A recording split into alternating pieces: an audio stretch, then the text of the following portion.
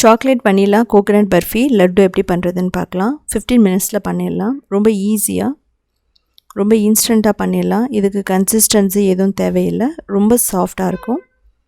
இதுக்கு desiccated coconut ஒரு 2 cup எடுத்துக்கலாம். அதுக்கப்புறம் மில்க் பவுடர், சுகர்,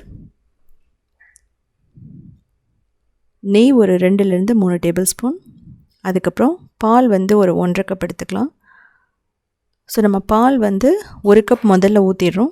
அதுக்கப்புறம் வந்து ஒரு 1/2 கப் நம்ம ஊற்ற போகிறோம்.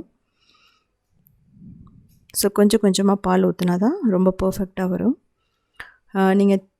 நீங்கள் சுகர் தேவையில்லைன்னா வெல்லம் போட்டுக்கலாம், நாட்டு சர்க்கரை யூஸ் பண்ணிக்கலாம்.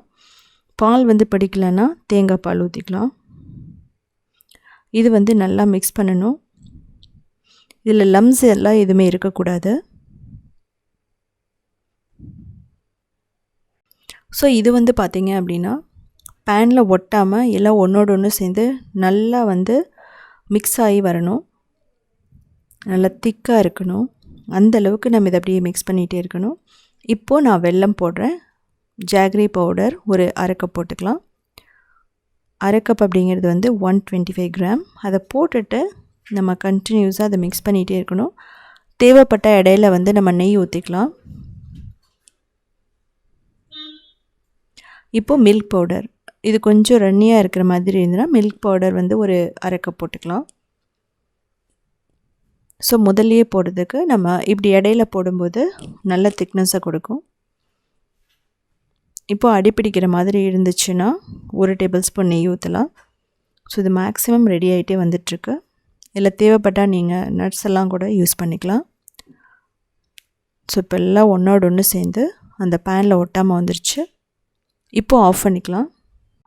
இப்போது ரெடி ஆகிடுச்சு. இதை நம்ம 2 பார்ட்டாக டிவைட் பண்ணிக்கலாம். இதுக்கப்புறம் ஒரு பட்டர் ஷீட் ட்ரேயில் இதை போட்டுட்டு நம்ம நல்லா ஈவனாக ஸ்ப்ரெட் பண்ணி விட்டுறணும்.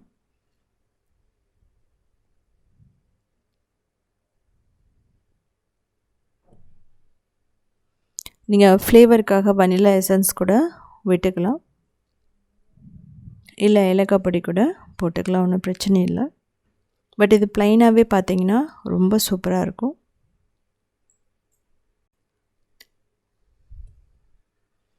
இதுக்கப்புறம் 3 டேபிள் ஸ்பூன் கொக்கோ பவுடர், அதுக்கப்புறம் 2 டேபிள் ஸ்பூன் நெய் போட்டுட்டு இதை 2 நிமிஷம் லோ ஃப்ளேமில் மிக்ஸ் பண்ணணும். இது வந்து பார்த்திங்கன்னா அடுத்ததான் சாக்லேட் லேயருக்காக.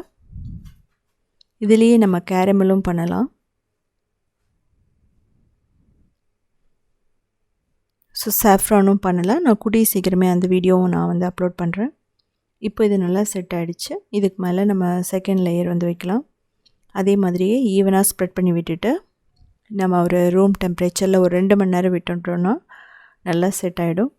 இல்லை அப்படின்னு நம்ம ஃப்ரிட்ஜில் ஒரு 1 hour விட்டோம்னா ரொம்ப பர்ஃபெக்டாக ரெடி ஆகிடும். தேவைப்பட்டால் நீங்கள் மேலே நட்ஸ் கூட தூவிக்கலாம். ஸோ 2 மணி நேரத்துக்கு அப்புறம் பார்க்கலாம் எப்படி இருக்குன்ட்டு. நம்ம இதை வந்து கேர்ஃபுல்லாக ரிமூவ் பண்ணிவிட்டு எந்த ஷேப்பில் வேணாலும் நம்ம கட் பண்ணிக்கலாம்.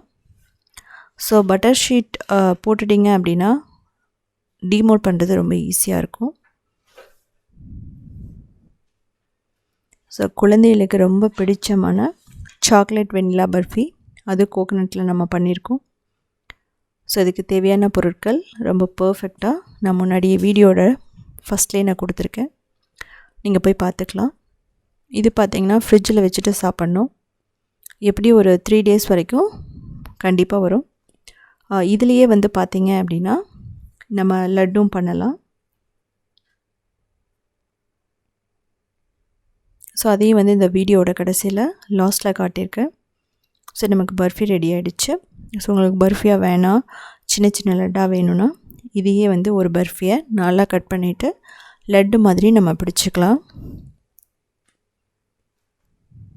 ரொம்ப சாஃப்டாக இருக்கும். ஸோ இப்படி உடச்சிட்டு நம்ம அப்படியே லட்டு பிடிச்சனாலும் ரொம்ப பர்ஃபெக்டாக வரும். ஸோ செஞ்சு பார்த்துட்டு கமெண்ட் பண்ணுங்கள்.